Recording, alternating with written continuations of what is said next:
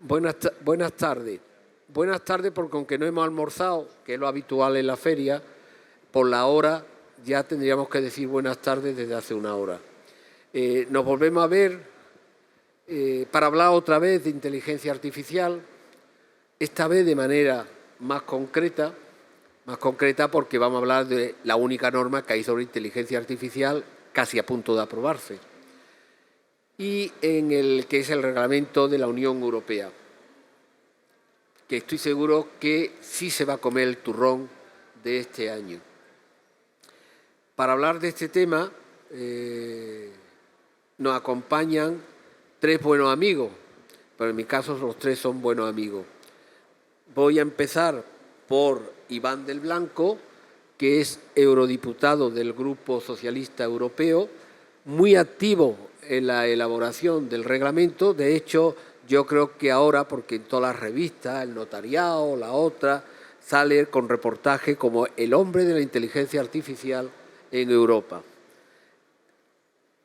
A su izquierda, más cercano a mí, está Víctor Calvo Sotelo, que en estos momentos preside la patronal de los grandes operadores, sobre todo de telefonía y alrededores, que también sabe mucho de digitalización. Iván es licenciado en Derecho y ajedrecista, subcampeón del mundo con España, no está mal, solo del universitario. Víctor, que es ingeniero de camino, canal y puerto, en dos ocasiones ha sido, en dos legislaturas, el secretario de Estado de Digitalización, y voy a hacer una alabanza de él, porque cuando tenemos videoconferencia con Bruselas es cuando yo me acuerdo de él. Hizo una gran labor que él me explicó al inicio cuando yo fui allí a ver qué podíamos darle para el mundo del libro, y ha llevado la fibra óptica prácticamente a todo el país, sobre todo a todos los colegios, por lo menos hasta la puerta, y hacer una videoconferencia en España es razonable. Si lo hacemos con Bruselas, no les quepa a ustedes la menor duda, falla. Estamos a años luz, quiero decir, que están muy por debajo de nosotros, y yo creo que ese esfuerzo lo hizo él desde la Secretaría de Estado de Digitalización. Ahora está con la patronal, que como sabéis por definición son seres malvados.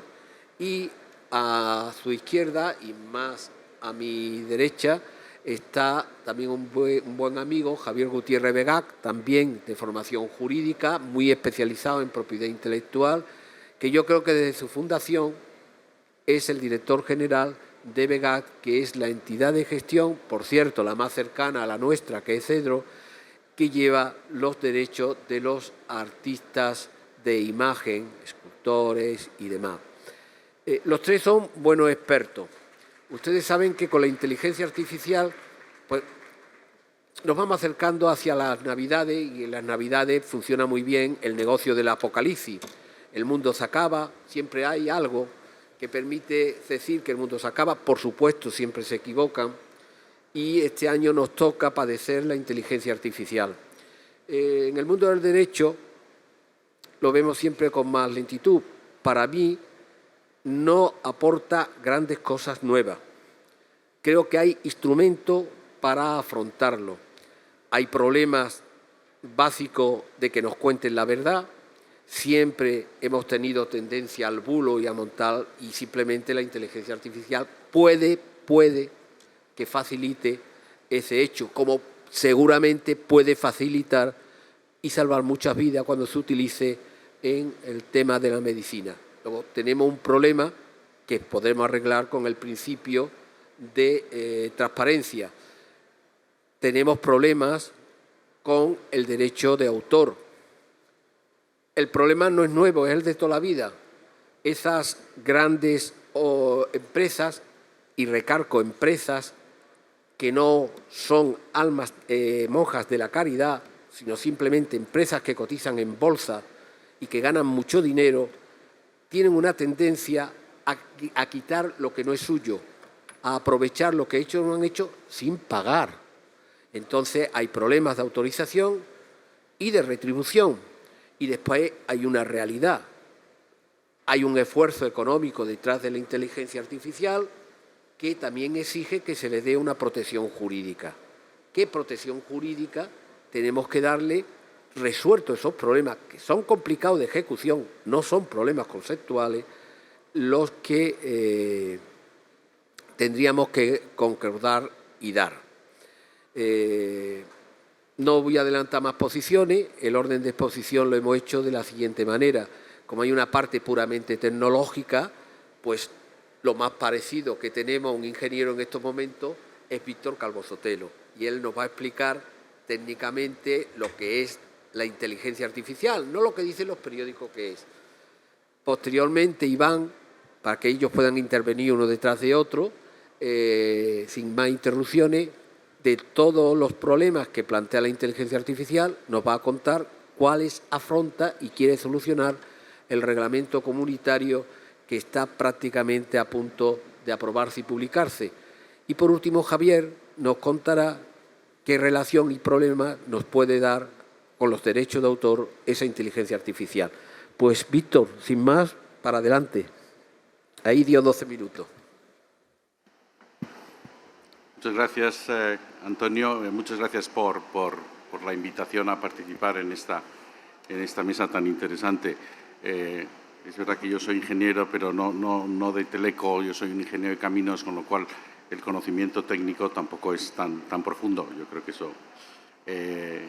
pero efectivamente soy director general de una asociación que es Digitales, que es una asociación de empresas tecnológicas españolas, somos más de 60 empresas.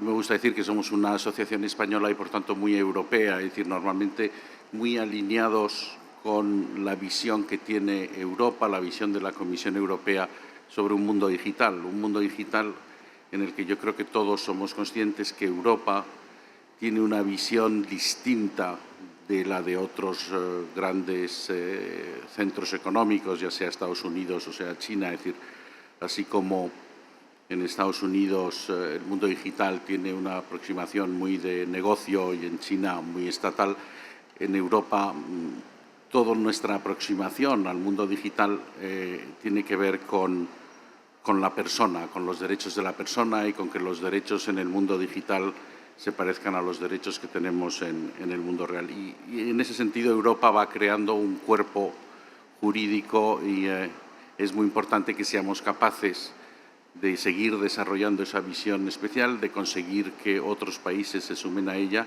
y a la vez que seamos capaces de tener unos sectores económicos digitales potentes. La inteligencia artificial, la definición generalmente aceptada es la disciplina de la informática que se enfoca en desarrollar sistemas y tecnologías que permitan a las computadoras y máquinas realizar tareas que, cuando son realizadas por seres humanos, requieren de inteligencia, ya sea el aprendizaje, la adaptación, el razonamiento o la toma de decisiones. Y la inteligencia artificial lleva muchos años desarrollándose, pero por poner un ejemplo de cuál ha sido la evolución, lo comentaba con Iván sobre su título de ajedrez, del que me da mucha envidia. En 1997, por primera vez, un ordenador, Deep Blue, ganó al campeón del mundo de ajedrez, Garry Kasparov. Para hacer ese programa invirtieron cientos y miles de horas de programación y cientos de horas de grandes maestros de ajedrez, y les costó bastantes años llegar a ello. 20 años después, en 2017, un programa de la nueva inteligencia artificial. En 2017, como digo, en una sola noche, jugando, lo único que le explicaron es cómo se movían las piezas, jugando él contra él mismo, se entrenó y luego hizo 100 partidas con el mejor sistema del anterior, del 97, y le ganó, me parece que fueron 32-0. Es decir, y parece que un gran maestro de ajedrez dijo, era como si hubiera bajado un marciano y se hubiera puesto a jugar al ajedrez, era un nivel completamente distinto. Entre el 97 y el 2017, en esos 20 años, ¿qué ha pasado para que en una sola noche, sin la participación de un solo experto en ajedrez, haya una máquina capaz de encontrar las aperturas que le ha costado al hombre 2000 años encontrar en el mundo del ajedrez? Pues lo que ha habido es un gran avance tecnológico, un gran avance en la capacidad de computación, pero también avances fundamentales en cómo hacer redes, las llamadas redes neuronales, que aprenden a base de trabajar sobre millones de datos. Y esa capacidad es la que ha convertido a la inteligencia artificial en estos momentos en la revolución tecnológica más importante. Yo creo que todos recordaremos dentro de 10 años, por las cosas que vamos a ver en este tiempo, que en 2023 probablemente fue el año en el que nos dimos cuenta que había nacido una estrella. Claramente vamos a ver cosas que nos sorprenderán, ¿no? En parte de ese proceso, y ya desde 2017, en una conferencia que daba el director de investigación mundial de IBM, que es un español, decía que en los últimos 2 años lo que se había producido es una democratización del mundo de la inteligencia artificial. Es decir, se había conseguido entrenar una serie de sistemas de tal manera, de una manera muy costosa, con millones de datos, con muchísimo poder de computación, pero que se había conseguido entrenarlos de tal manera que para hacer aplicaciones concretas eran capaces de presentarte un módulo que de una manera mucho más rápida y mucho más barata fuera capaz de desarrollar una aplicación a medida del cliente. Y eso es lo que está haciendo que tengamos cientos o miles de aplicaciones. Me decía aquí el director de VGAP que tiene una lista de más de 4.000. Perdón, de VGAP, no de Cedro. El de VGAP está aquí. Y eso es parte de la llamada democratización del mundo de la inteligencia artificial. Y en el momento en el que nos encontramos, yo creo que las dos cuestiones más importantes que hay que tener en cuenta es, por un lado, esa aceleración absoluta en la producción de nuevos sistemas de inteligencia artificial en la que nos encontramos. Es una aceleración acelerada al máximo. Y, por otro lado, que Europa está a punto de cerrar la primera reglamentación de la inteligencia artificial en el mundo. Y, una vez más, Europa se adelanta dando una visión, como decía antes, ¿no?, de los derechos de la persona. Y por eso es tan importante y tan importante que esté hoy con nosotros Iván García del Blanco, que estamos en estos momentos en las negociaciones entre el Parlamento, Comisión y Consejo de Europa para cerrar esa reglamentación que todos esperamos que se cierre en este año. Y yo diría que la parte que tiene que ver con derechos de propiedad intelectual, que es lo que hoy centra esta mesa, se tiene que ver en la medida en que, por un lado, cómo respetamos los derechos de propiedad intelectual, por otro, cómo mantenemos la innovación y esa aceleración de la innovación que se está produciendo en este sector. Y ese es un equilibrio difícil, pero bueno, Europa está acostumbrada a hacer equilibrios difíciles. En principio, por ejemplo, cuando se sacó el Reglamento General de Protección de Datos, parecía que era demasiado estricto y que Europa se iba a quedar atrás. En estos años, desde que se sacó, pues muchos países se han sumado a él y yo creo que hemos convencido que la visión europea era la correcta. Pero esto se liga con la capacidad de Europa de competir en el futuro. En estos momentos, una de las cuestiones más importantes que se debaten en las reuniones del Consejo de Europa es la llamada autonomía estratégica de Europa.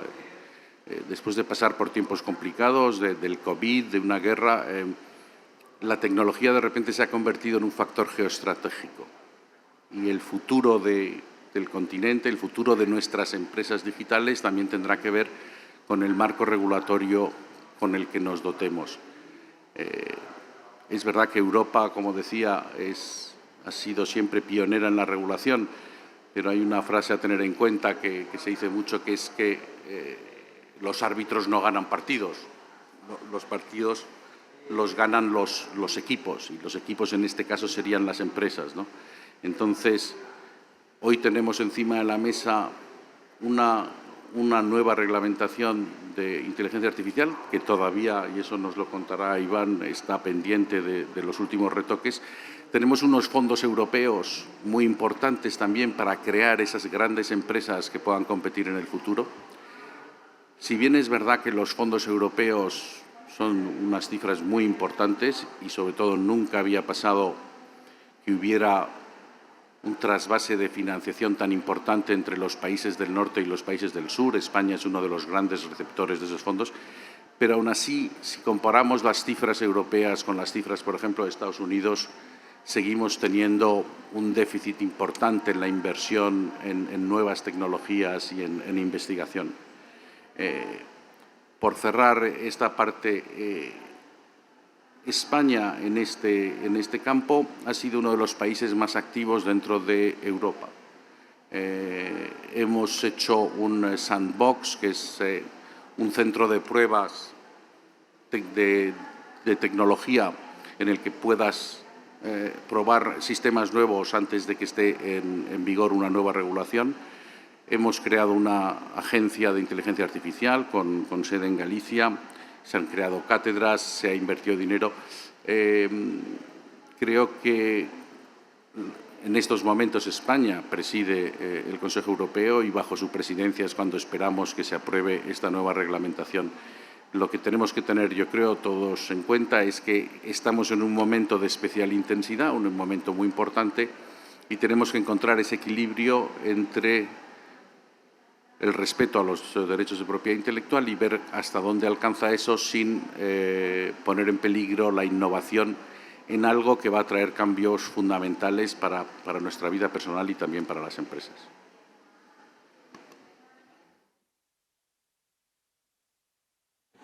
Bien, buenos días. Muchísimas gracias por la invitación. Estoy abrumado por la generosa presentación que me han hecho. Y voy a hablar todo lo breve que pueda, o hacer una síntesis todo lo breve que pueda de cómo están yendo los trabajos de esta ley de inteligencia artificial, cuáles son las características o los rasgos fundamentales y también de dónde venimos, cuándo empezó todo y cuándo está previsto también que culmine el proceso. Porque este es un proceso que no comenzó ni siquiera en este mandato, sino que en el mandato anterior, antes de 2019, la Comisión Europea encargó un libro blanco, la realización de un libro blanco sobre inteligencia artificial, ya tratando de anticipar el futuro y con arreglo a algunos de esos parámetros, recomendaciones que planteó el propio libro blanco. El Parlamento Europeo ya en 2019 impulsó una petición a la Comisión Europea para que realizara una legislación completa, holística, de todo lo que es el fenómeno de la inteligencia artificial y todo lo que conlleva alrededor, siendo el primer espacio político y territorial del mundo que afrontaba una tarea de esas características. Así, en 2020 yo fui ponente de la primera propuesta legislativa que hizo el Parlamento Europeo sobre ética aplicada a inteligencia artificial. El Parlamento fue realizando a lo largo de todo ese tiempo informes y informes de posición con respecto a asuntos diversos que estaban afectados por la inteligencia artificial, lo cual es una tautología porque efectivamente cualquier aspecto de la vida en este momento, sobre todo de la vida económica y social, está afectada por la inteligencia artificial. Y la Comisión finalmente evacuó una propuesta de ley también de carácter transversal sobre inteligencia artificial que se basaba de alguna forma en los principios que planteaba el propio Parlamento, que también en cierta medida han sido, esa primera declaración que hizo el Parlamento ha sido emulada por organismos y organizaciones internacionales como la declaración de la OCDE o las propias perspectivas que planteó la UNESCO, que se parecen en mucho, por lo menos la melodía que suena de la propia declaración de la UNESCO es parecida a la melodía que tratamos de tocar en las instituciones europeas en este momento. Como digo, o como bien adelantaba antes Víctor, estamos ahora en plena negociación de la Ley de Inteligencia Artificial. Esta misma semana se ha producido el tercer trílogo, el tercer acuerdo tripartito, para hablar más expresamente o más concreta y correctamente en español. Y hemos cerrado ya flecos en cuestiones que son fundamentales, pero todavía quedan algunos aspectos, muchos de ellos simbólicos y algunos trascendentales de verdad, que cerrar. Está previsto que en el trílogo que está convocado para finales de octubre se acabe por concluir la negociación definitivamente y, por lo tanto, tendríamos una declaración del Parlamento inmediatamente y veremos cuándo se pone en funcionamiento la propia ley. Esa es una de las cuestiones que está en discusión, muy probablemente ya para 2024 algunas cuestiones y de manera completa para 2025. Esta es una ley que pretende, como decía, tener una aproximación general, completa, al fenómeno de la inteligencia artificial, pero que no tiene la pretensión de solucionar todos los problemas, porque, para empezar, creemos que es absolutamente imposible. Para empezar, anticipar cómo se va a desarrollar en algunos aspectos, en algunos ámbitos, la inteligencia artificial en el futuro. Víctor ponía un ejemplo relacionado con el ajedrez, que, por cierto, es una práctica, un juego que se ha utilizado en gran medida también para el desarrollo de modelos de inteligencia artificial. De esto habla muy bien Ramón López de Mantarás. Recomiendo escucharle y leerle. Digo que es como en el ejemplo que ponía Víctor. Es verdad que la inteligencia artificial tiene esa característica fundamental que no habíamos visto hasta ahora, que es una tecnología que es capaz de aprender por sí misma, que es capaz de evolucionar, que es capaz incluso de evolucionar en sentidos diferentes o diversos a los que en principio podían estar previstos. Y sobre todo que es absolutamente inaprensible desde la perspectiva de una dosificación incluso del propio procedimiento. Yo creo que tenemos que dosificarlo y tenemos como sociedades democráticas que tomar decisiones también sobre cómo implementamos las cosas y a qué velocidad planteamos también los cambios. Pero a veces es complicado incluso anticiparse. El gran ejemplo creo que es el de los modelos generativos. Es decir, estábamos en plena negociación de la ley de inteligencia artificial y de repente, sin que nadie lo pudiera anticipar, más allá de los propios equipos de desarrolladores, entiendo, pero incluso con conversaciones que habíamos tenido muy poco antes con grandes expertos mundiales sobre inteligencia artificial, nadie pudo anticipar que iba a desarrollarse una tecnología de esas características y con esa potencia. Y con esa potencialidad también hacia el futuro, porque solo estamos viendo los albores, los comienzos, el madrugar o el despertar de estos modelos generacionales. No sabemos dónde pueden terminar. La ley de inteligencia artificial lo que hace es un enfoque de riesgo. Intenta anticipar riesgos. Para empezar, plantea algunas prohibiciones, porque al final la base más que la tecnología es el propio uso. Algunas prohibiciones de uso de inteligencia artificial, porque entendemos que es se entiende que es una tecnología tan potente que aplicada a algunos ámbitos sería absolutamente difícil de controlar o escaparía completamente a nuestro control. Y, por supuesto, porque algunas de las posibles aplicaciones aborrecen de nuestros principios y derechos más fundamentales. Pues, por ejemplo, la ley prevé una prohibición absoluta de los sistemas de manipulación subliminal o de la calificación social, pues como hace China con ese carnet ciudadano. Bueno, pues esto estará prohibido en la Ley de Inteligencia Artificial Europea. O los sistemas también para identificación biométrica en tiempo real en espacios públicos. Por ejemplo, pensemos en una manifestación en el que un poder público está controlando en tiempo real quién está y quién no está, ¿no? Para este tipo de cosas la inteligencia artificial estará prohibida. Bien es cierto que uno de los elementos de las piedras de toque de disenso entre el Consejo en la negociación y el Parlamento es hasta dónde llega, cuál es el alcance de las prohibiciones que se plantean en la ley. Porque el Consejo plantea, por supuesto, la defensa ya está excluida, entre otras cosas porque no es una competencia europea de momento. La defensa está excluida de este reglamento, pero incluso el Consejo prevé que para cuestiones de seguridad nacional también el reglamento no opere. Por más que algunas tecnologías se puedan utilizar híbridamente para seguridad nacional o para otras cosas, con lo cual tendríamos una especie de funcionamiento bifocal, ¿no? del reglamento, en unos casos sí y en otros no. A partir de estos usos prohibidos, el Parlamento plantea una serie de usos que considera de alto riesgo. Y para esos usos de alto riesgo, el Parlamento, las instituciones y el reglamento lo que plantean es que exista una calificación previa de riesgos.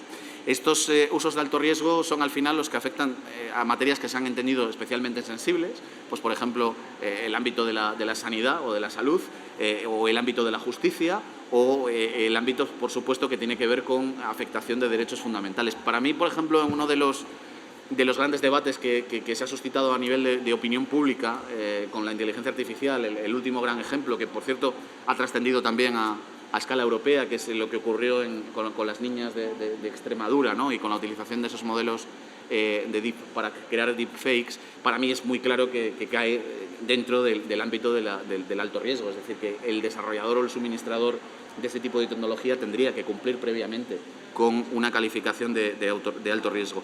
Por cierto, el principio es de autodeclaración, es decir, que a priori es el suministrador o el desarrollador el que tiene que hacer su propio análisis y tiene que plantear si cree que el modelo es entra dentro del campo del alto riesgo o no.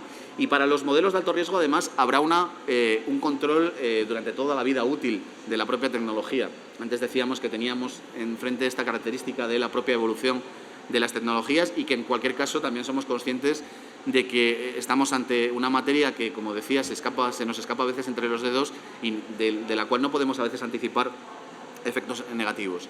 Y, a su vez, el reglamento plantea obligaciones específicas para algunas tecnologías, sobre todo modelos generativos, en función de cuestiones relacionadas con transparencia, por ejemplo, cómo funcionan los algoritmos en algunos casos, o sobre todo en cuanto a transparencia, en cuanto a cómo se han entrenado los modelos. Y volvemos ahora a la cuestión, que aquí es un elemento, una piedra de toque fundamental, a la cuestión de la defensa de la propiedad intelectual, en la cual profundizará con mucho más nivel que yo Javier inmediatamente, pero creo que la ley de inteligencia artificial, sin solucionar todos los problemas que devienen de la afectación a la propiedad intelectual o a los derechos licenciados o al copyright, sí que prevé herramientas que nos pueden ser útiles en el futuro. Y todo el resto de los usos de inteligencia artificial a priori no caerían dentro de ningún tipo de control, por más que el reglamento sí que plantea una declaración general de principios esenciales de la Unión Europea, que tienen pues, los principios que incluso están enmarcados en nuestro tratado, pues cuestiones que tienen que ver con la sostenibilidad medioambiental o con la igualdad de género, cuestiones que para nosotros son vitales, que en principio cualquier tecnología, cualquier uso dentro de la Unión Europea tendría que cumplir. Como decía, ¿la ley prevé solucionarlo todo? No. Tendremos que ir sector a sector con mucha probabilidad innovando algunas de las propias reglas que ya tenemos. El ámbito de la propiedad intelectual es un ámbito, el mejor ejemplo.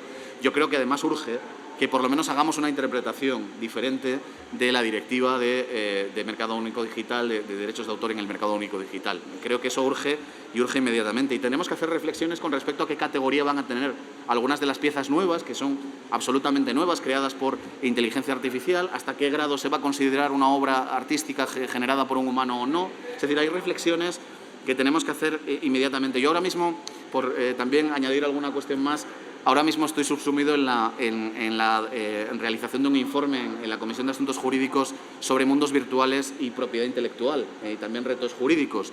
Y la verdad es que tengo que confesar que a priori no sabía ni por dónde empezar, porque para empezar casi no hay ni tratados, es decir, prácticamente estamos hablando en muchos casos incluso de secretos comerciales, ¿no?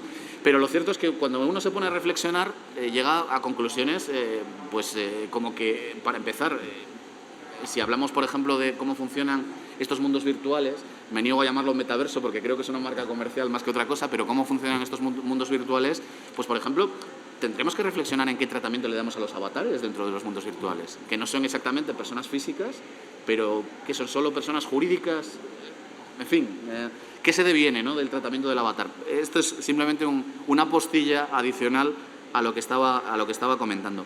Y para también terminar esta primera aproximación, antes decía que la ley no preveía solucionarlo todo.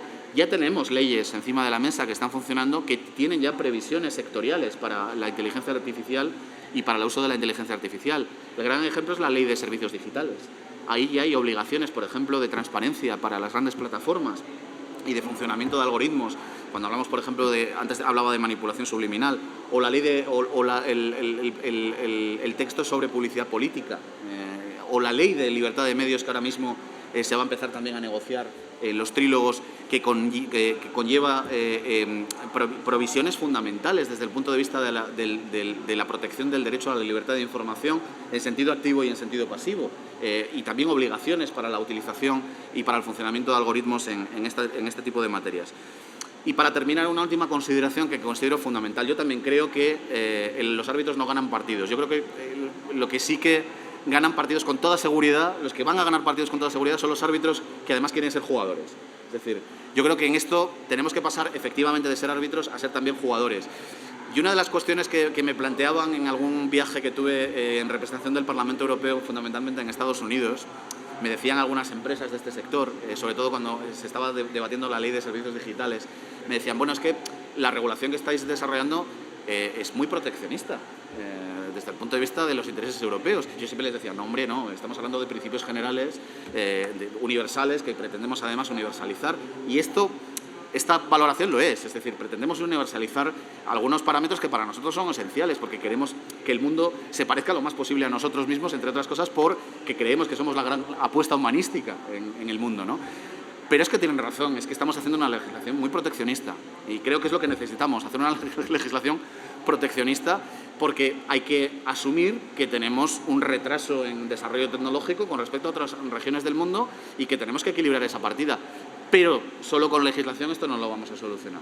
Como bien decía Víctor, yo creo que hay iniciativas ya de algunos países miembros, como las sandboxes en España, que van en el buen camino, que se están adelantando, que están avanzando por donde tenemos que ir, pero necesitamos acumular muchísima más inversión. Si algo hace la Ley de Inteligencia Artificial, y yo creo que todo lo que es la regulación de los paquetes digitales a escala europea, es precisamente intentar conformar realmente un gran agente competidor en el mundo digital que se llama Europa. Porque hemos llegado a la conclusión evidente, pero que muchas veces nos lo tenemos que repetir, de que país a país no somos capaces de ser agentes fundamentales en el mercado internacional. Aquí más que nunca necesitamos un gran mercado europeo que de alguna forma también tenga reglas comunes y que acumule músculo para poder competir a nivel internacional. Tenemos algunas salvedades muy propias que creo que nos pueden ayudar. Entre otras cosas, precisamente eso, que somos un espacio de libertad dentro de un mundo en el que las cosas se están poniendo cada vez más difíciles y que somos el espacio, sobre todo, más respetuoso desde el punto de vista de los derechos humanos, desde los derechos fundamentales. Hace no tanto tiempo leí un artículo que me gustó especialmente, hablando de utilizar la diplomacia de los derechos LGTBI para atraer talento a Europa, ¿no? Me pareció que iba bien encaminado, porque es verdad que por más que a lo mejor no podamos competir en emolumentos, a lo mejor sí que podemos competir en nivel de vida y en calidad de vida, ¿no? En muchas ocasiones, y tenemos que, creo, sentirnos orgullosos por ello. En fin, yo lo voy a dejar aquí y luego en el debate, pues por supuesto, a vuestra disposición. Muchísimas gracias, Antonio. Muchísimas gracias a todos ustedes por asistir a este interesante debate. Debate sobre un asunto de unas proporciones exageradamente grandes para el tiempo que tenemos. Me ha gustado mucho escuchar a los ponentes previos. Me ha gustado mucho la forma en que se ha ordenado. Efectivamente, necesitamos una regulación, dos, necesitamos una regulación heredera de lo que Europa ha aportado al mundo, que es el humanismo. El humanismo en todas sus versiones, en sus diferentes versiones. También estamos ante un reto. Yo creo que la regulación no termina con el problema, sino que inicia un camino que veremos por dónde va. El próximo 26 de octubre está prevista una nueva reunión del diálogo tripartito, la negociación interinstitucional que reúne a los representantes del Parlamento, del Consejo y de la Comisión. Pero sí me gustaría hacer una pequeña marcha atrás para ver cómo se originó todo, porque antes del Libro Blanco, la Comisión Europea, bajo la presidencia de Jean-Claude Juncker, el 6 de mayo de 2015, anunció una hoja de ruta para el establecimiento de un mercado único digital en Europa.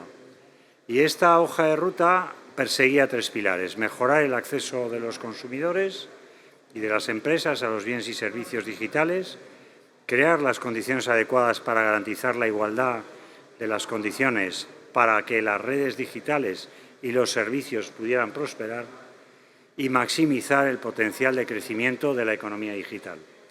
Estos eran los objetivos. Y ordenaba 16 iniciativas. De ellas, las que me parecen más estratégicas y más relacionadas con la cuestión que nos ocupa, era el comercio electrónico transfronterizo, la protección de los consumidores, la protección de la legislación antimonopolio, la modernización y europeización de la legislación sobre los derechos de autor, la normativa sobre telecomunicaciones, sobre la comunicación audiovisual y las plataformas en línea, y la lucha contra los contenidos ilícitos, protección de privacidad y la ciberseguridad.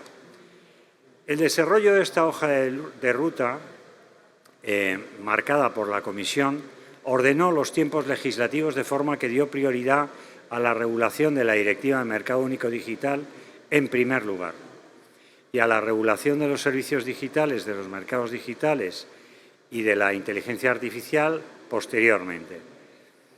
Se trataron aspectos específicos, como es el mercado de licenciamiento de los derechos de autor y los derechos afines, y después la regulación de los elementos transversales en términos de menor a mayor, siendo el mayor de todos los espacios la regulación de la inteligencia artificial, dada su relevancia tanto en servicios como en mercados, como por supuesto en el licenciamiento. Dado que la inteligencia artificial, como se ha dicho, afecta a todas las actividades humanas, no es un producto. Hay que empezar por ahí. Estamos hablando de una actividad tecnológica horizontal. Esta decisión, montada desde este esquema, no responde a una lógica jurídica, sino a un interés mercantil.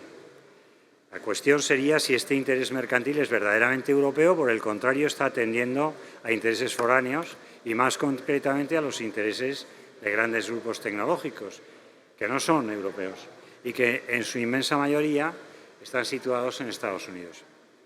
El objetivo de la Directiva del Mercado Único Digital era, sin ambaje ninguno, el garantizar nuevos límites a los derechos de autor en el entorno digital, a los contenidos que se establecen en términos de límites en el artículo 3 o en el artículo 4 de la directiva, de forma que se han regulado estos límites a la inversa de lo que exige la Convención Universal de Berna, a la que pertenecen 27 países de la Unión Europea, y a la Acquis Communautaire.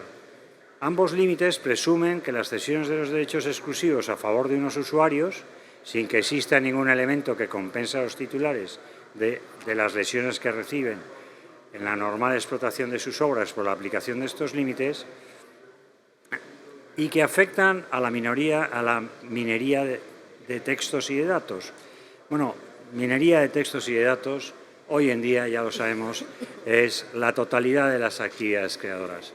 Es decir, los textos, pero los datos. Y los datos son audiovisuales, son visuales, son musicales. Los datos generan la totalidad o afectan a la totalidad de los contenidos. Los efectos que tiene esta inversión del principio esencial de los autores sobre sus derechos exclusivos, según el cual tienen capacidad para autorizar o para prohibir la utilización de sus obras y que nada se puede realizar sin su previo consentimiento, queda completamente anulado, desvirtuado. En el caso de la inteligencia artificial, todas las operaciones preparatorias y fundacionales, como se ha dicho, todas las actividades de deep learning, de los desarrollos de la inteligencia artificial, están afectando o pueden afectar a obras protegidas. Curiosamente, además, se podría hacer con obras en dominio público, pero no.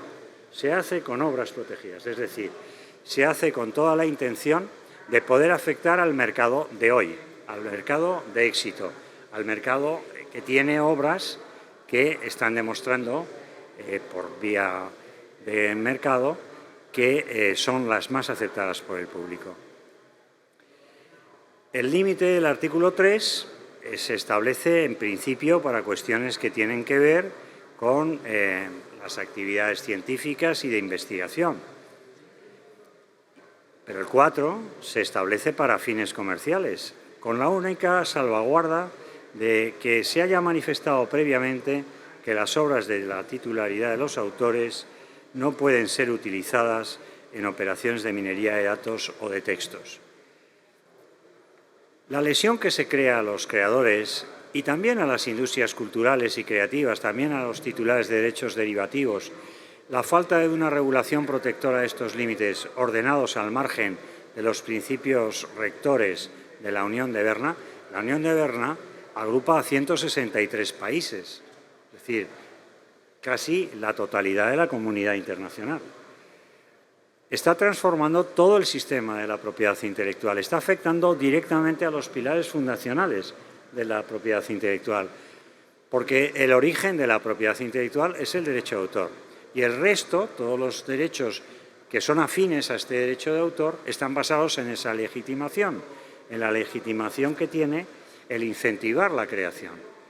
Afectar de esta manera a la totalidad del sistema de la propiedad intelectual es algo que, desde luego, consideramos está también afectando a la Carta de Derechos Fundamentales del año 2000 de la Unión Europea y debe ser objeto de reflexión. Es un derecho fundamental de la persona. En el caso español, lo que vemos es que los creadores visuales, el sector al que yo pertenezco, no tienen, por su propia naturaleza, por tratarse de empresarios unipersonales, la posibilidad de establecer mecanismos de opt-out, de advertencia, de no autorización para sus obras. Sus obras se incorporan, ajenos a su voluntad, en Internet. Ya están en Internet, todas sus obras. Es imposible que realmente puedan ejercer los mecanismos de opt-out que están planteando el artículo 4 de la Directiva del Mercado Único Digital. No pueden hacerlo. Encriptar sus obras no pueden hacerlo. Utilizar mecanismos voluntarios no pueden hacerlo, porque estamos hablando de actos posteriores a la inyección de las obras en Internet. Es necesario encontrar una solución que garantice que todos estos creadores que están inyectando en Internet miles de millones, Instagram, según un estudio que tenemos de 2016, tiene 80.000 millones de imágenes en Instagram, solo en esa red. Entonces, estamos hablando de unos contenidos y de una afectación muy grande que requiere de una revisión de esta situación. En España, el Real Decreto del 21, el Real Decreto Ley 24/2021 de 2 de noviembre, ha agravado esta situación que les explico porque introduce de una manera innecesaria, yo creo que ilícita, el límite del pastiche y que impide el desarrollo de las licencias de efecto extendido que permitiría hacer efectivos los mecanismos de negociación y remuneración por la explotación de las obras que están desarrollándose a través del reconocimiento de su explotación en el artículo 17 de la directiva. La European Visual Artists, que es el grupo europeo de interés económico que representa a los creadores visuales europeos ante las autoridades comunitarias, envió al Parlamento Europeo, en el mes de julio, una propuesta de recomendaciones para el establecimiento de enmiendas en el borrador de ley de inteligencia artificial. Está basado en 4 ideas fuerza. El primero, el consentimiento previo de los titulares como un principio esencial de la legislación europea en materia de derechos de autor. Es un elemento de la acquis communautaire. Es algo que se ha ido labrando no solo desde Berna, sino desde la generación de todas las directivas europeas. El permiso previo del titular al uso de las obras. El segundo, las excepciones de los artículos 3 y 4, como ha explicado muy bien Iván, debe de ser revisado porque son incompatibles con la inteligencia artificial. Cuando se hizo la directiva, la inteligencia artificial y sus desarrollos no se había visto las consecuencias que podían tener. El tercer apartado es la falta de compensación a los titulares. Es necesario establecer un mecanismo que no suponga una nueva brecha de valor en perjuicio de los que generan los contenidos, tanto los autores como los editores u otros generadores o titulares de derechos. Y el cuarto es la falta de transparencia sobre el uso de las obras, que está generando graves distorsiones a la propiedad intelectual, pero también al derecho de la competencia y también al derecho de los consumidores. Están afectados todos ellos. El que no se sepa, el que el ciudadano no sepa si lo que tiene delante es un texto que ha sido elaborado por un autor, por un escritor, o que por el contrario ha sido elaborado por inteligencia artificial, está perjudicando al titular, está perjudicando al autor, pero está perjudicando al consumidor y está perjudicando, desde luego, a la relación entre un ser humano, escritor, escritora, y una máquina. Necesitamos resolver estas contradicciones, estos problemas. Estamos seguros de que va a ser el reglamento el que comience con ello. Perdón. Bueno, como yo soy partidario, aunque sea muy antiguo, de las ideas claras y distintas que decía Renato Descartes, bien criado por los jesuitas, y la metafísica del granadino Suárez, y en derecho de la jurisprudencia de intereses de Hering, yo os voy a plantear una serie de preguntas. creo que a esta altura nadie va a criticar o va a cuestionar de frente, frontalmente, el que exista una legislación de derecho de autor. Nadie va a decir que el principio de transparencia, que es lo que están haciendo las empresas, vaya a ser negada. Pero tenemos un precedente y un mal precedente. La irrupción de la digitalización y de las grandes, las que se llaman GAFA, todas norteamericanas, financiadas fundamentalmente por el Pentágono norteamericano, o sea que inversión privada no mucha, pero que además desarrollaron un modelo de negocio en el que no pagaban impuestos en ningún lado. Cuando hay alguien de Google siempre me dice, hombre, no diga esas cosas. Hombre, pues llevan muchas sanciones fiscales en muchos países, pero es culpa de los estados. Basada, y cito dos expresiones de las que hay dos libros, por lo menos en mi biblioteca están, Parásitos y Gorrones. Gorrones lo publicó aquí, por cierto, la Coalición de Creadores. Son dos libros publicados en el mercado norteamericano, traducido al español. El otro, si no recuerdo mal, era de Adiel. Sabiendo eso, y que no han pagado absolutamente nada, ni han sido responsables jurídicos hasta la directiva del mercado único digital, que ya lo han hecho responsable, ¿qué instrumento de verdad práctico tenemos para esos principios que son generales de verdad se cumplan? Porque si no, estaremos en cosas semánticas que están en las normas y que no se aplican, con lo cual se creará frustración. Y por otra, yo siempre recuerdo, que sería la segunda pregunta, que los derechos de propiedad intelectual pues solo nacieron en la civilización occidental. Para mí es la gran aportación. La civilización china es casi más creativa que la occidental, pero no tenían normativa de propiedad intelectual y, por tanto, nadie tenía interés en explotar los diversos inventos. Y se nació a principios del siglo XVIII y siempre tuvo, digamos, dos vertientes. Una relacionada con la maquinaria, con la investigación, que era lo que en España, en el derecho español, hemos llamado propiedad industrial. Y otra, sobre todo a partir de la Revolución Francesa, íntimamente unido, eso que hablaban del personalismo de la tradición europea, a la persona humana. El creador, y las leyes de propiedad intelectual lo siguen diciendo, es siempre una persona humana. Por tanto, si la legislación va a mantener esa dualidad, porque eso significaría, y con transparencia, que cuando lo crea una persona física, de las que han existido desde hace muchos siglos, desde que está la humanidad, lo defenderá el derecho de autor. Y si lo crea una máquina que tiene derecho a protección, será propiedad industrial. Es muy importante porque los modelos de negocio son distintos y la protección también. Solo sería 20 años en propiedad industrial. Dejo plantear esas dos preguntas. ¿Cómo ejecutamos que de verdad cumplamos la normativa que todos decimos que queremos? Porque si no, no sirve para nada. ¿Y qué tipo de protección le vamos a dar a las obras que salgan de la inteligencia artificial? Yo mi posición la he dejado claro. Propiedad industrial. Sí. Por quizá hacer una introducción histórica que nos puede servir de referencia. Hace 10 años, y no eran tiempos, con perdón, del bárbaro de Trump, sino de Obama, Estados Unidos acusaba a Europa de un proteccionismo en el mundo digital. ¿Por qué? Porque nosotros pedíamos desde Europa, para el mundo digital, un respeto a la privacidad, un respeto a los derechos de los consumidores, un respeto a las obligaciones de servicio público, una fiscalidad, decía Antonio María sobre si se pagan o no impuestos, una fiscalidad razonable y, por último, una visión de los derechos de la competencia que tuviera en cuenta las características especiales del mundo digital, los efectos de red, es decir, que no podíamos aplicar los mismos principios de competencia en el mundo digital que en el mundo analógico.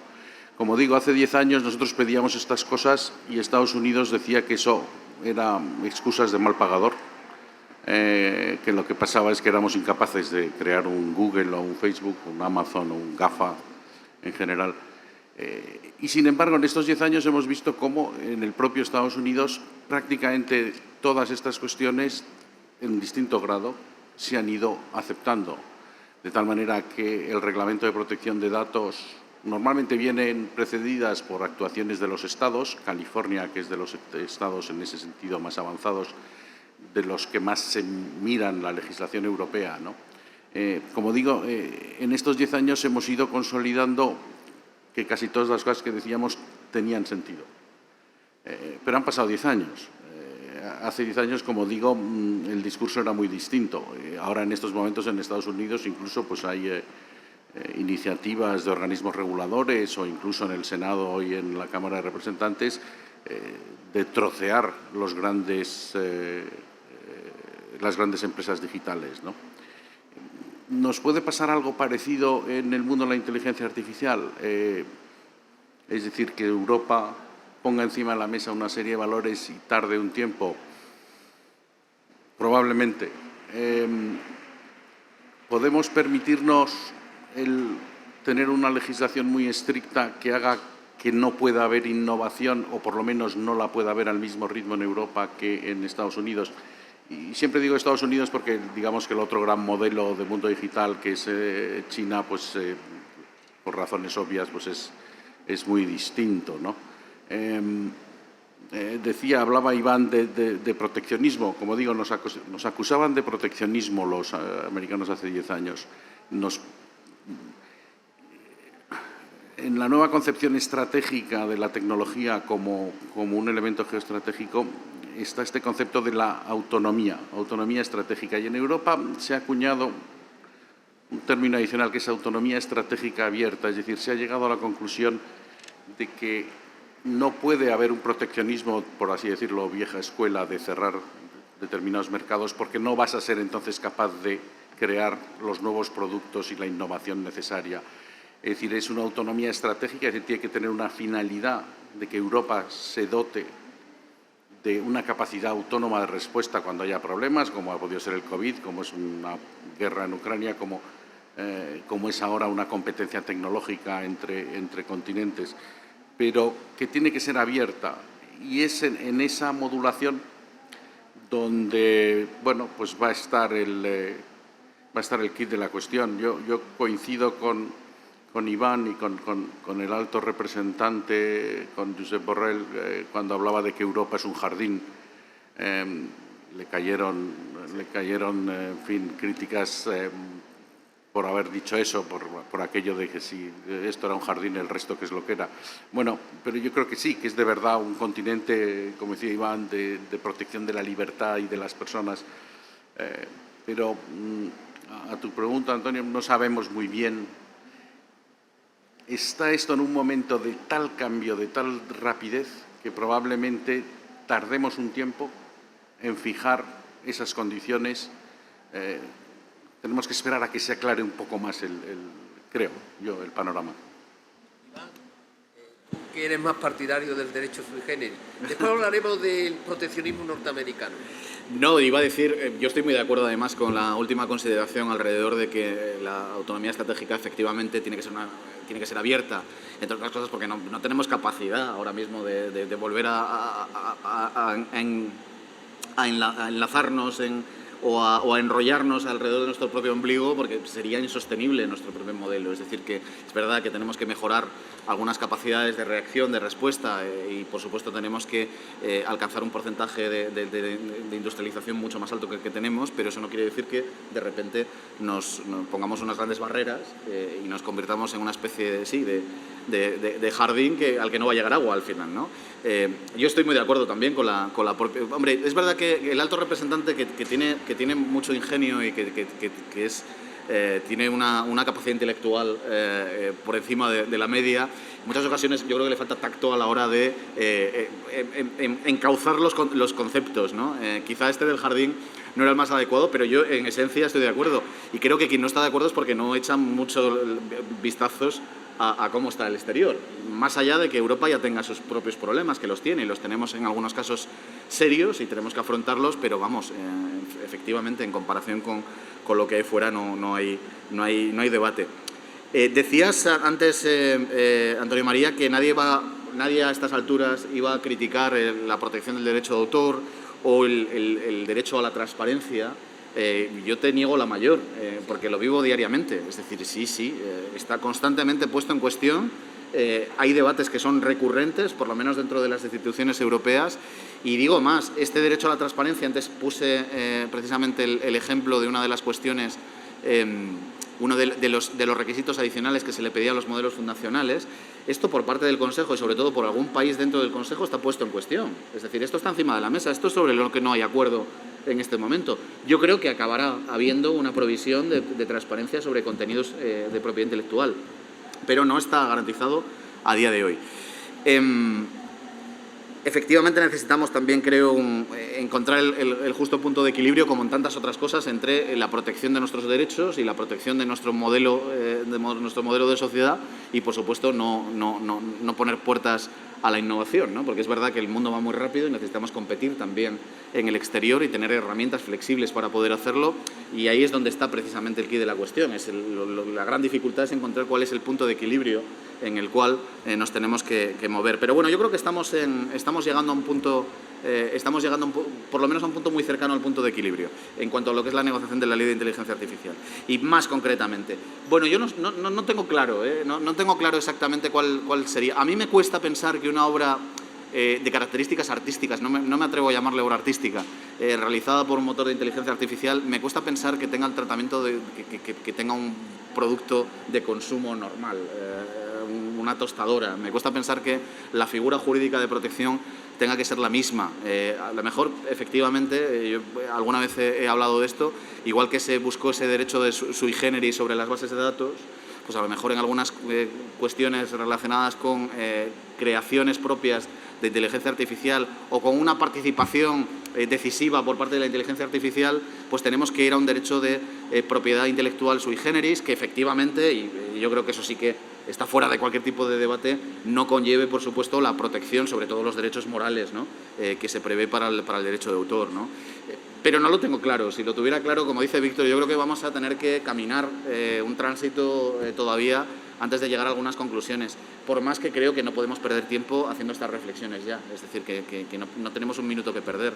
Todavía estuvimos en otro ámbito en el que participé en una conversación justo después de que estuviera en Arzuaga, y no recuerdo quién era la otra persona, y me comentaban que decía Arzuaga, bueno, hay que tomárselo con calma, hay algunas reflexiones que tenemos que tomarnos con calma.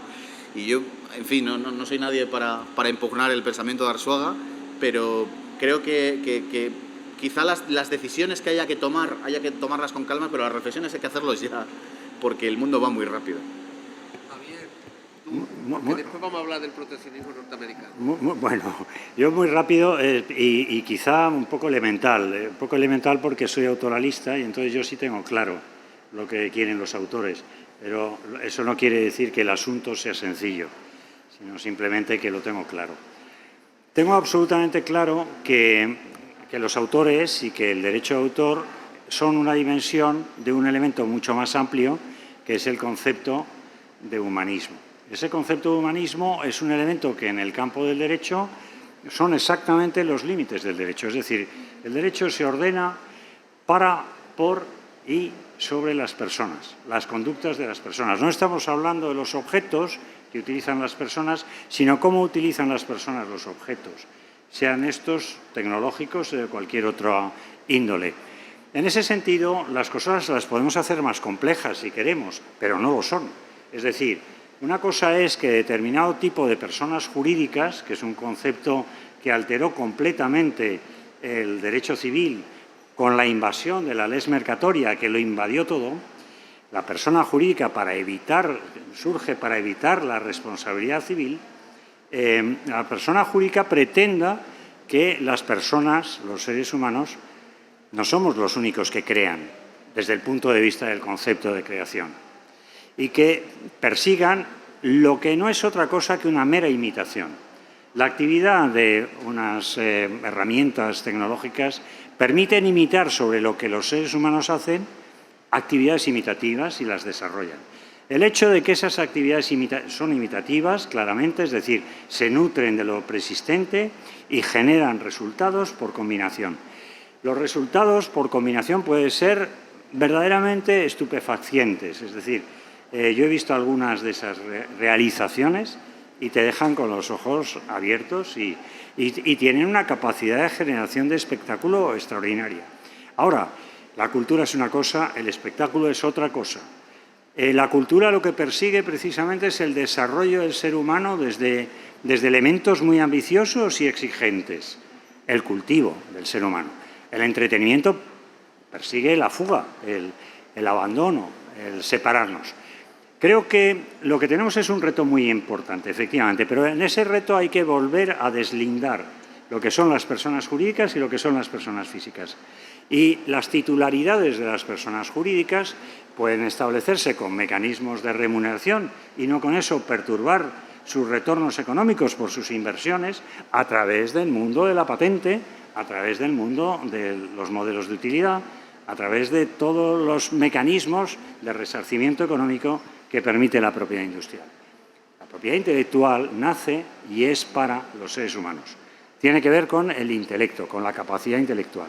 En ese sentido no puede ser invadida, no puede ser intoxicada, porque si lo es, entonces estamos ante una situación caótica. Esa situación caótica que vivimos en este momento, yo creo que está alimentada. Es decir, estamos hablando todos de inteligencia artificial ahora porque el asunto está en Bruselas, pero la inteligencia artificial está en nuestras vidas desde Turing, desde que terminó la Segunda Guerra Mundial, pero ahora es cuando hablamos de esto. Y se habla de esto de una forma mágica, se habla de esto como si fuese una cuestión que no es posible deslindarla desde el punto de vista intelectual.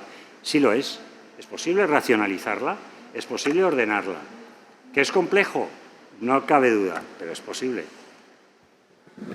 Y ya son las 2 y tendremos que ir terminando. Yo lanzo, cada vez que me veo con Iván, la idea de las patentes, que es lo que han tenido las máquinas toda la vida.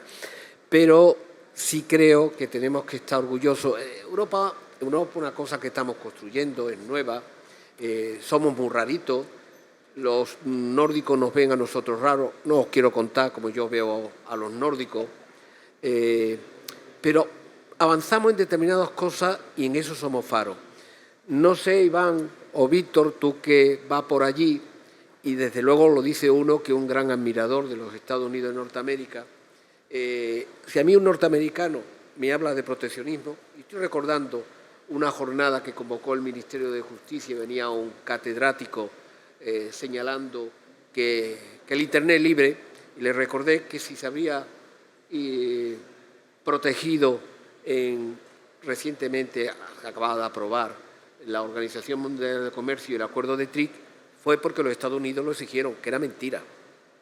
Lo de Internet libre era mentira. Bueno, el argumento que ha desarrollado Víctor es el de la industria naciente. ¿Y dónde nació? Lo creó un alemán, Lis, pero en Estados Unidos, y donde se aplicó por primera vez en Estados Unidos por su secretario de Estado Hamilton. Y si hay un país que ha sido proteccionista en todo el siglo XIX y sigue siendo en todo el XX, son los Estados Unidos de Norteamérica. Tenemos un caos en la agricultura mundial porque ellos excluyeron en 1946 del GAC la agricultura. Montaron un follón en Seattle cuando estábamos negociando la ronda Doha para proteger a 5.000 agricultores de Alabama y preservar unos cultivos de algodón. Por eso, si os dicen un norteamericano que es proteccionista, hay que decir mucho menos que ustedes, que siempre habéis sido proteccionistas y seguís siéndolo. Y la crisis mundial del año 29, al final tenía muchas causas, lo causó una subida unilateral de tarifa que hicieron los Estados Unidos de Norteamérica y que el puritano secretario de Estado, muy importante después de la Bretton Woods, siempre tuvo mala conciencia, como los puritanos, y quiso corregir. O sea, que proteccionistas, los norteamericanos, no los europeos.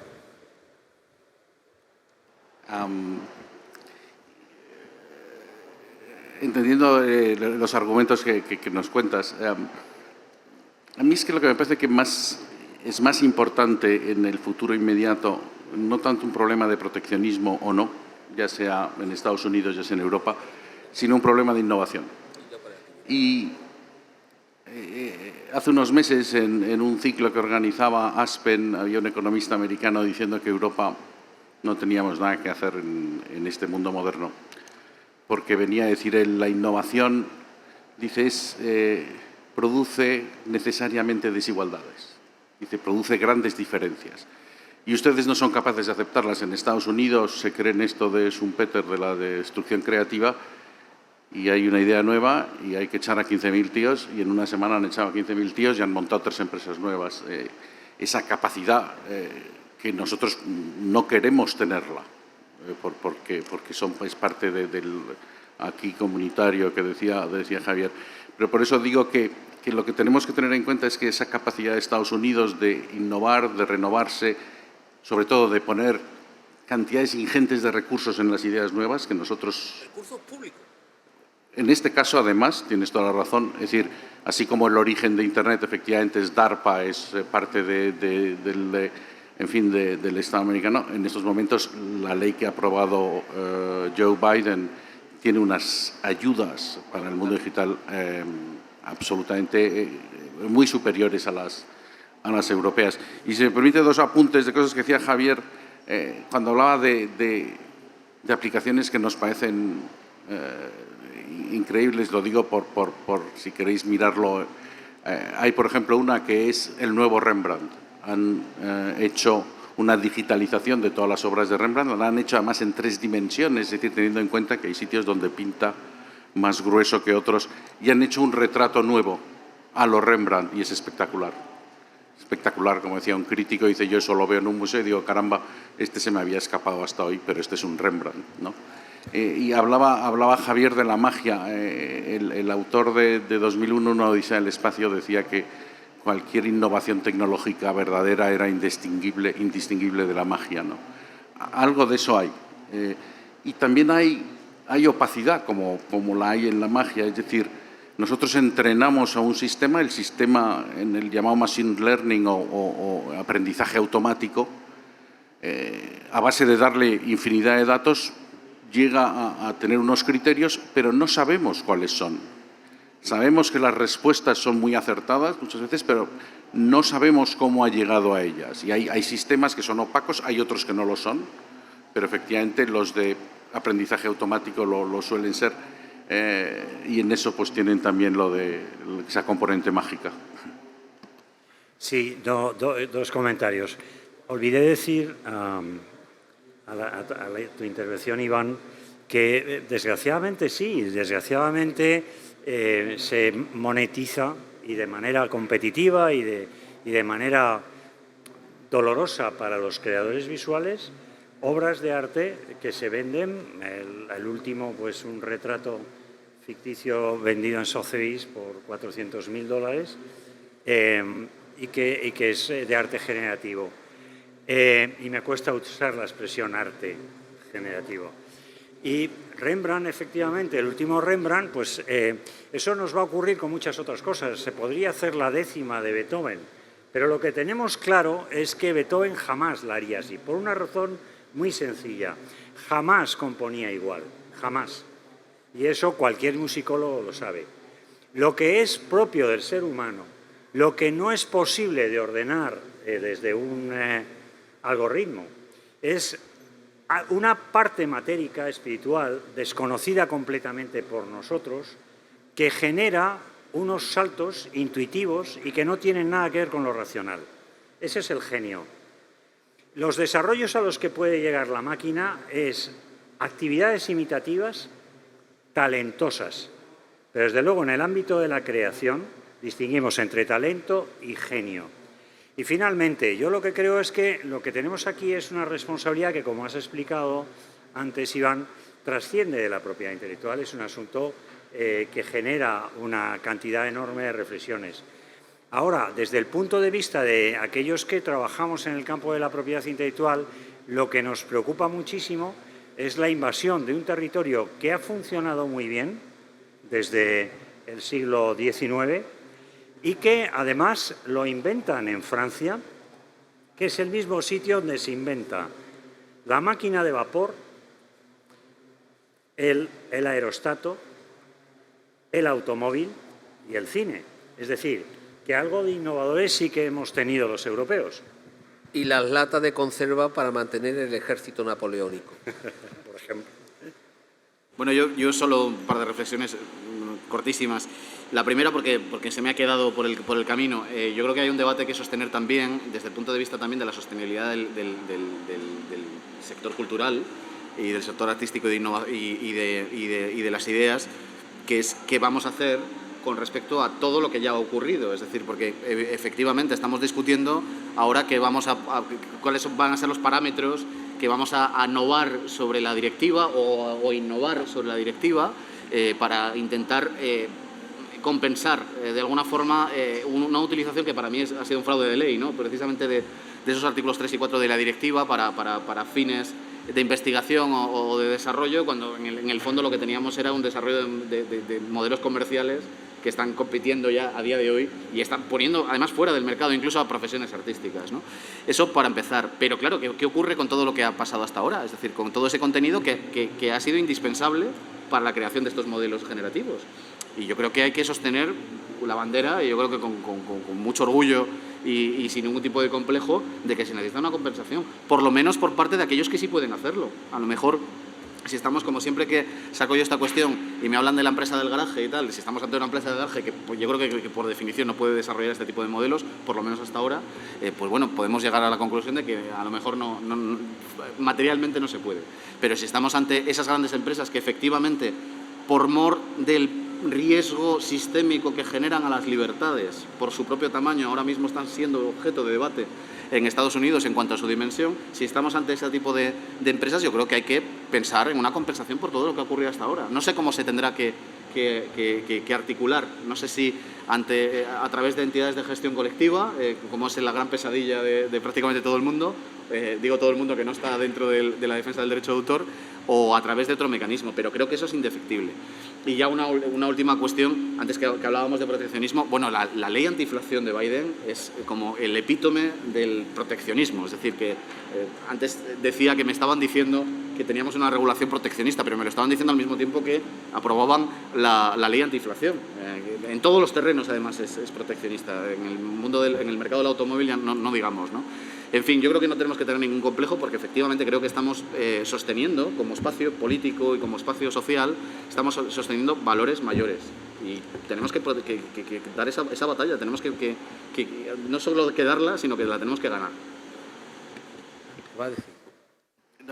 Sobre esto último que dice Iván, tenemos que ver qué hacemos con todo lo que ha pasado hasta ahora, ¿no? Y yo creo que es una buena pregunta.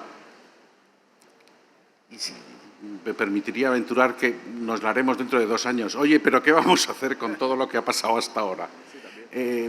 Probablemente, es decir, en el mundo de propiedad intelectual, con relación a la inteligencia artificial, hay 2 ámbitos que quizá no lo hemos explicitado, ¿no? Uno es los problemas que suscita el entrenamiento de los sistemas, el acceso a esa infinidad de datos, oye, cómo se regula, qué acceso hay, qué compensaciones puede haber o no.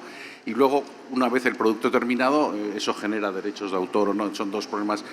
Yo creo que tanto en lo uno como en lo otro vamos a seguir avanzando con una innovación muy rápida y tendremos que ir viendo y en algún momento, como dice Iván, tendremos que ver qué hacemos con todo lo que ha pasado hasta entonces. Y por terminar, con una cita de ChatGPT, que es lo que yo le preguntaba esta mañana al ChatGPT, derechos de propiedad intelectual en la inteligencia artificial.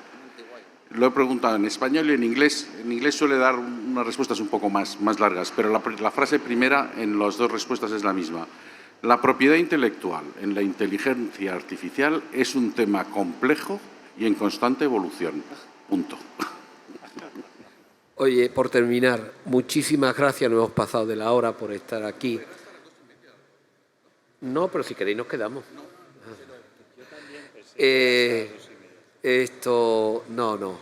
están ya cansados. Daros las gracias por la asistencia, veréis que el tema es complejo, pero que sí se está estudiando.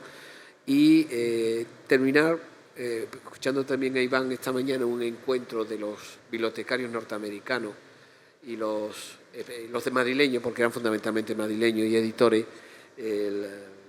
jefe de la Biblioteca Universitaria de Stanford, nos quiso, para entender el sistema bibliotecario norteamericano, explicar cómo era en San Francisco, que tiene el mismo número de habitantes que la Comunidad de Madrid, y empezó diciendo, quiero explicar esto, que aparentemente no tiene nada que ver, porque nuestra realidad y lo que dice Hollywood no tienen nada que ver. Bueno, lo del garaje es mentira. El garaje es mentira, es Hollywood. Mucho dinero público y un cambio normativo de primer orden que hizo Reagan y que permitió que 2 años después se crearan todas las entidades de gestión. Lo del garaje está muy bien, como que el amor siempre termine bien. No, desgraciadamente no es así. Pero en Europa tenemos que pisar firme. Muchas gracias.